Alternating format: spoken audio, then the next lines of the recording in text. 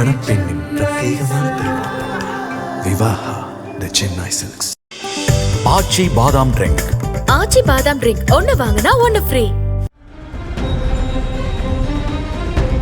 கள்ளக்குறிச்சி மாவட்டம் தியாகதுருகம் நகரில் உள்ள மலையம்மன் கோவில் பகுதியில் கஞ்சா கடத்தப்படுவதாக தியாகதுருகம் காவல் நிலையத்திற்கு ரகசிய தகவல் கிடைத்தது. இதனையடுத்து உதவி ஆய்வாளர் ஜெயமணி தலைமையிலான காவல்துறையினர் அப்பகுதியில் தீவிர வாகன சோதனையில் ஈடுபட்டனர். இதன்போது சந்தேகத்திற்கு இடமாக நின்றிருந்த 2 இளைஞர்களை பிடித்து விசாரணை நடத்தினர். விசாரணையில் இளைஞர்கள் முன்னுக்கு பின் முரணாக பதிலளித்ததால் காவல்துறையினர் அவர்களை தியாகதுருகம் காவல் நிலையத்திற்கு அழைத்துச் சென்று மேலும் தீவிர விசாரணை மேற்கொண்டனர். இதில் கைது செய்யப்பட்டவர்கள் தியாகதுருகத்தைச் சேர்ந்த ருத்தீஸ் மற்றும் கள்ளக்குறிச்சியை சேர்ந்த பென்னி தாமஸ் என்பவர்கள் என தெரிய வந்தது. இவர்கள் இருவரும் கஞ்சா விற்பனையில் ஈடுபட்டு வந்ததாக விசாரணையில் அம்பலமானது. காவல்துறையினர் சந்தேக நபர்களிடமிருந்து 10 கிலோ கஞ்சாவை பறிமுதல் செய்தனர். மேலும் கஞ்சா கடத்தலுக்கு பயன்படுத்தப்பட்ட விலை உயர்ந்த இருசக்கர வாகனம் மற்றும் ஒரு காரையும் கைப்பற்றினர். கைது செய்யப்பட்ட இருவரும் நீதிமன்றத்தில் ஆஜர்படுத்தப்பட்டு சிறையில் அடைக்கப்பட்டனர். கள்ளக்குறிச்சி மாவட்டத்தில் கள்ளச்சாராயம் மற்றும் கஞ்சா விற்பனை கிராமப்புறங்களிலும் அதிகரித்து வருவதாக பொதுமக்கள் கவலை தெரிவிக்கின்றனர். இதனை தடுப்பதற்கு காவல்துறை தீவிரமான நடவடிக்கைகளை மேற்கொள்ளவில்லை என்று குற்றச்சாட்டுகள் எழுந்துள்ளன. சமூக ஆர்வலர்கள் காவல்துறையில் உள்ள சில கருப்பாடுகள் பணத்திற்காக இத்தகைய சமூக விரோத செயல்களில் ஈடுபடுவோருக்கு உதவுவதாக குற்றம் சாட்டுகின்றனர்.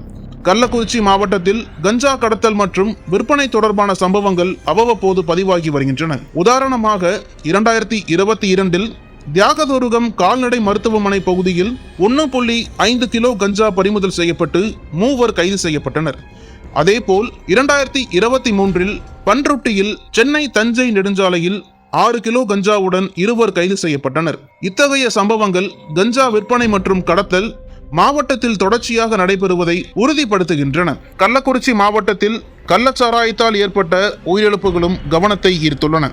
2024 கள்ளக்குறிச்சியில் 68 பேர் மற்றும் விழுப்புரம் மாவட்டத்தில் 14 பேர் கள்ளச்சாராயத்தால் உயிரிழந்தனர். இதனால் பொதுமக்கள் மத்தியில் அரசு மற்றும் காவல்துறையின் செயல்பாடுகள் குறித்து கடும் அதிருப்தி நிலவுகிறது. கள்ளச்சாராயம் மற்றும் கஞ்சா போன்ற போதைப் பொருட்களின் புழக்கத்தை கட்டுப்படுத்த காவல்துறை மற்றும் மாவட்ட நிர்வாகம் கடுமையான நடவடிக்கைகளை மேற்கொள்ள வேண்டும் என்று பொதுமக்கள் கோரிக்கை விடுத்துள்ளனர். மேலும் பள்ளி மற்றும் கல்லூரி மாணவர்களை குறிவைத்து கஞ்சா விற்பனை செய்யப்படுவதாக எழுந்துள்ள புகார்கள் குறித்து தீவிர விசாரணை நடத்தப்பட வேண்டும் என்றும் வலியுறுத்தப்படுகிறது. தியாகதுருகத்தில் நடந்த இந்த கஞ்சா பறிமுதல் சம்பவம் கள்ளக்குறிச்சி மாவட்டத்தில் போதைப் பொருள் கடத்தல் மற்றும் விற்பனையின் தீவிரத்தை மீண்டும் உறுதிப்படுத்துகிறது. காவல்துறையின் இந்த நடவடிக்கை பாராட்டக்குரியது என்றாலும் இத்தகைய குற்றங்களை முற்றிலும் ஒழிக்க தொடர்ச்சியான மற்றும் கடுமையான முயற்சிகள் தேவை.